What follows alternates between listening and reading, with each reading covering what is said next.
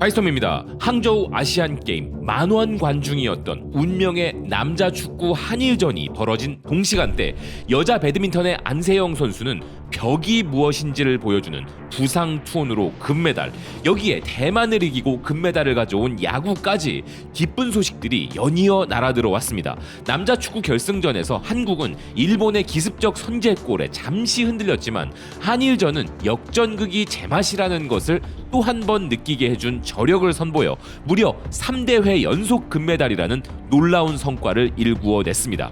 경기 보신 분들 아마 같은 감정을 받으셨을 텐데, 일본이 선제골을 기록하는 순간에도 전혀 우리가 질 것 같다는 느낌은 없었는데요. 그런 느낌을 받은 것은 일본 역시 마찬가지였다고 합니다. 일본의 선제골이 들어간 당시 일본의 풋볼존을 비롯한 매체들은 실시간으로 흥분된 속보를 보냈으나 일본인들은 이후 경기를 조금 지켜보더니 바로 기본적인 실력 차를 간파해버린 것인데요. SNS상에서도 이런 반응들이 올라오고 있었습니다. 선제골이 들어갔는데 왜 이길 것 같은 기운이 느껴지지 않는지 모르겠다. 이게 오히려 한국을 불타오르게 하는 역효과가 나는 것이 아닐까 라면서 불길함을 드러내고 있던 일본인들이었는데요. 그리고 역시나 그 불길함이 이내 현실이 되기까지는 얼마 걸리지도 않았습니다. 아시안게임 최고의 골잡이로 등극한 우리 정우영 선수의 멋진 동점골에 이어 조영욱 선수의 그동안 고마웠다 김천 역전골이 터지면서 대역전극을 펼친 우리 선수들입니다. 일본의 스포츠 매체들은 일제히 일본이 한국에게 아시안게임에서 2연패를 당했다는 것을 헤드라인으로 보도하고 있는데요. 경기를 중계한 일본 해설위원이자 전 국가대표 출신인 후쿠다 마사히로는 이런 말로 일본의 패배에 대한 아쉬움을 토로했습니다. 일본이 선제골을 넣긴 했지만 전반적으로 한국의 게임을 지배당하고 괴로운 경기였다. 그런 상황에서도 일본은 능숙하게 기회를 만들어내려고 했지만 좀처럼 기회를 만들 수 없었다. 정말 억울하지만 역시 한국이 강했다는 인상이다. 또한 그는 한국 대표팀이 24세 이하로 구성된 것에 비해 일본은 22세 이하였다는 비교에 대해서는 이렇게 말했는데요. 조금 엄격하게 말한다면 일본 대표팀의 유니폼을 입는 순간 변명은 용서되지 않는다. 자부심과 책임으로 90분간 싸웠다고 생각하긴 하지만 한국에 미치지 못했다. 그리고 일본인들의 이번 경기에 대한 관전평은 그야말로 적나라한 비난과 한탄이 뒤섞인 대환장 상태를 선보였는데요. 기사들마다 붙어있는 댓글 곳곳에서는 일본인들의 분노가 가득 느껴지고 있었습니다. 그리고 웬일로 한국팀에 대한 평가 역시도 굉장히 신선했는데요. 아마 압도적 전력차에 기가 죽은 것 같았는데 그들의 반응 한번 보시죠. 비교적 선수들을 옹호해주는 경기 해설자조차도 비난을 하고 있다. 그 정도로 갑갑한 플레이가 많이 보였다. 대표팀 유니폼을 입고 있는 이상 더 강한 의식을 가지고 경기에 임해야 한다. 왠지 옛날 한일전을 보고 있는 느낌이 든 것은 나뿐인가?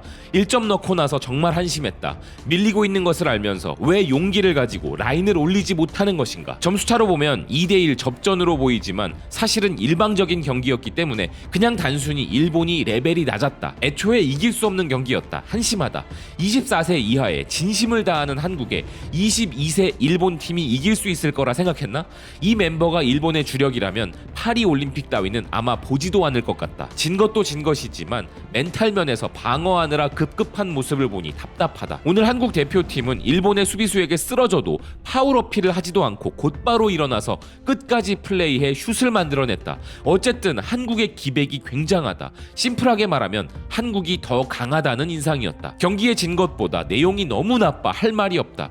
일본 대표는 횡패스와 백패스밖에 할 수 없는 것인가? 지금 이대로라면 올림픽 예선도 힘들다고 생각한다. 선제골 넣고서는 전원 다리가 멈췄다. 패스를 할 수 있는 동료도 없고 한 골 넣고 지키자는 게 감독의 지시였나? 오직 백패스밖에 없었다. 후반 10분부터는 위기감에 당황한 모습뿐이었다. 이 선수들로 진지하게 우승을 꿈꾸었다니 분명 실력 부족이었다. 오랜만에 한심한 경기를 보았다. 나이 차이가 있고 병역 면제가 있다고 해도 일본은 자체적으로 패스를 끊기는 장면이 연속이었고, 해설 후쿠다도 말했지만 일본 대표팀의 자존심은 없었고 그저 백패스만 해대는 과거 일본 A 대표를 생각하게 했다. 제발 한국을 상대하면서 우리가 투지에서만큼은 지고 싶지 않다고 생각했다. 질만해서 졌다. 뒤에서 볼만 돌리고 내용이 너무 나쁘다. 월드컵 출전을 하지 못했던 과거 과거의 일본 대표들이 떠올랐다. 아니 정말 진심으로 이번 한국팀에게 이길 거라 생각했던 거야? 질 것 같았는데 져서 분하다는 감상도 없다.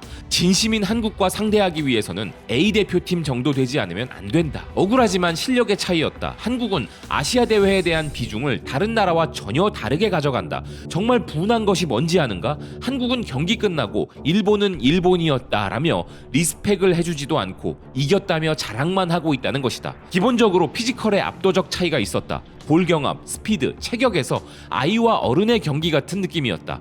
국제대회의 경험치도 마찬가지이고 요즘 한국에게 계속 이겨와서 혹시나 하는 기대를 했지만 무리였다. 이번은 조건적으로 당연하지만 피지컬 면에서 뒤떨어진 탓에 상대 압력에 밀리고 후반에는 볼 돌리기 시작하는 과거 한국을 만나면 하던 일본 축구였다. 점수차 이상의 실력차를 느낀 경기였다. 선제골 넣고부터는 한국이 주도권을 붙잡고 역전 이후에도 변하지 않았다.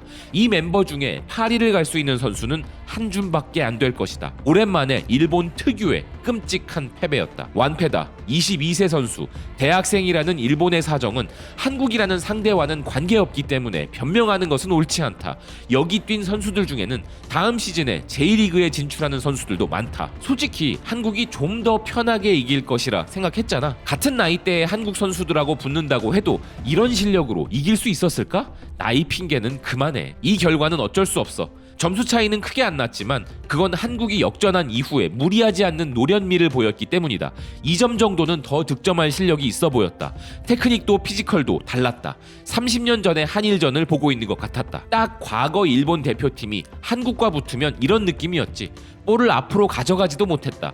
백패스만 해댈 뿐. 지금 일본 A 대표가 얼마나 훌륭한지 다시 한번 체감했을 뿐이다. 굳이 한국 우승을 축하한다는 말을 하고 싶진 않지만 이강인의 병역 면제는 다행이다. 전력 차이는 처음부터 알고 있었던 것이지만 특히나 경험과 멘탈 면에서의 차이가 컸다. 개개인의 실력 자체가 달랐다. 특히 7번과 18번은 격이 달랐다. 그들이 독일의 정우영과 이강인인가? 한국 선수라도 일본의 에이스 쿠보의 친구라는 프리미엄을 갖고 있고 압도적인 실력은 물론 파리 생제르맹 소속이라는 이유로 일본의 축구 팬들에게도 관심을 많이 받고 있는 이강인 선수. 이강인 선수의 이번 금메달 소식에 지금 파리도 열광의 도가니에 빠졌는데요.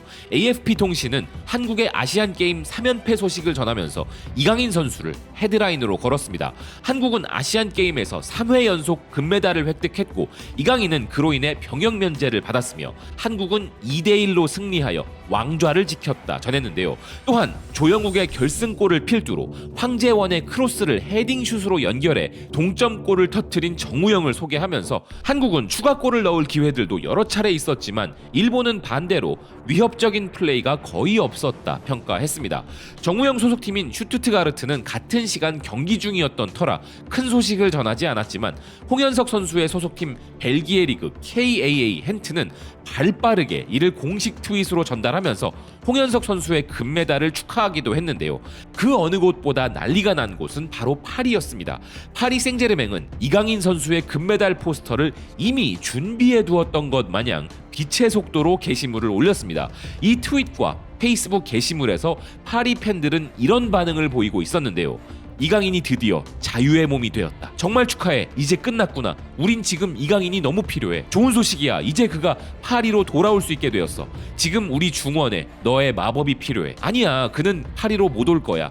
파리로 오기 전에 한국 가서 2경기를 더 해야 할 거야. 자, 이제 내년 5월에 우리가 챔스 우승하고 그가 군복무를 하는 걸로 하자.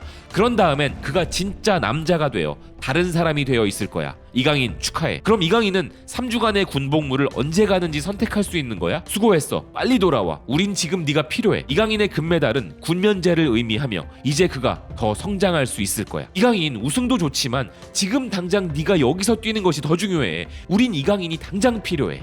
아울러 파리 소식을 전하는 관련 매체들의 반응도 아주 핫했습니다.